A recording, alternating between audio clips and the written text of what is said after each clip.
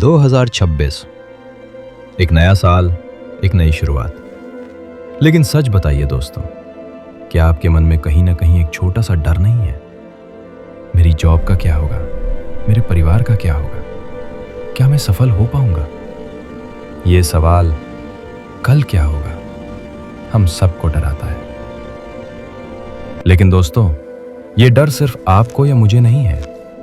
आज से हजारों साल पहले जब भगवान श्री कृष्ण अपनी लीला समाप्त करके इस धरती से जाने वाले थे, तब उनका सबसे प्रिय मित्र, उनका सबसे बड़ा भक्त उद्धव भी ठीक इसी डर से कांप रहा था। उस दिन श्री कृष्ण ने उद्धव को जो समझाया, वो आज आपकी और मेरी जिंदगी बदल सकता है। चलिए सुनते हैं उद्धव गीता का वो अमर संवाद। समय था द्वापर युग के अंत का। श्री कृष्ण ने तय कर लिया था कि अब उनके जाने का समय आ गया है। ये जानकर उद्धव का दिल टूट गया। उन्होंने कृष्ण के चरण पकड़ लिए और रोते हुए पूछा, हे कृष्ण, आप मुझे छोड़कर जा रहे हैं? आपके बिना मैं इस संसार में कैसे रहूंगा? कलयुग आ रहा है प्रभु, चारों तरफ पाप और अधर्म होगा, लोग भटक जाएंगे, मेरा क्या होगा? मुझे अपने भविष्य से डर लग रहा है।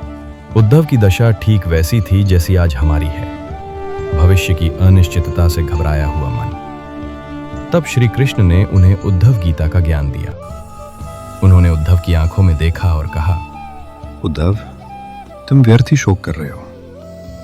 तुम मुझसे पूछ रहे हो कि कल क्या होगा।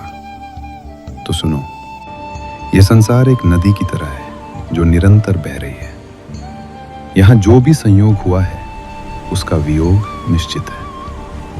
जैसे लकड़ी के दो टुकड़े समुद्र की लहरों से एक पल के लिए मिलते हैं और फिर अलग हो जाते हैं, वैसे ही हमारे रिश्ते, हमारा सुख और हमारा दुख भी अस्थायी है। श्री कृष्ण ने उद्धव को एक बहुत गहरा रहस्य समझाया। उन्होंने कहा, मात्रा स्पर्शस्तु कौन्तेय शीतोष्ण सुख दुखदा। जैसे सर्दी और गर्मी आती जाती रहती है, वैसे ही सुख और दुख भी आएंगे और जाएंगे।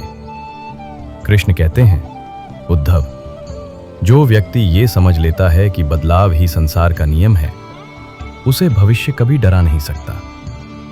कृष्ण ने कहा, जो व्यक्ति हर परिस्थिति में, चाहे सफलता हो या असफलता, अच्छा समय हो या बुरा, अपना मानसिक संतुलन बनाए रखता है, उसे समय नहीं मार सकता। वह समय से ऊपर उठ जाता है। इसलिए उद्धव, भविष्य की चिंता में अपना वर्तमान खराब मत करो। अपनी दृष्टि केवल मुझ पर रखो। तो दोस्तों, 2026 के लिए हमारे पास श्री कृष्ण का क्या संदेश है? हम अक्सर सोचते हैं, अगर ऐसा हो गया तो, अगर वैसा हो गया तो। श्री कृष्ण कहते हैं, योजना बनाना तुम्हारा कर्म है, लेकिन चिंता करना तुम्हारा धर्म नहीं है। परिस्थितियां बदलेंगी। 2025 गया, 2026 आया, फिर 2027 आएगा। साल बदलेंगे, चुनौतियां बदलेंगी, लेकिन आपकी आत्मा और आपका ईश्वर पर विश्वास वही रहना चाहिए। इस नए साल का स्वागत डर के साथ नहीं, बल्कि स्वीकार भाव के साथ कीजिए। अपने आप से कहिए, जो मेरे हाथ में है मेरा कर्म, वो मैं पूरी ईमानदारी से करूंगा, और जो मेरे हाथ में नहीं है उसे मैं कृष्ण पर छोड़ दूंगा। याद रखिए, अर्जुन के पास भी भविष्य की कोई गारंटी नहीं थी, लेकिन उनके रथ पर कृष्ण थे, इसलिए वे जीते।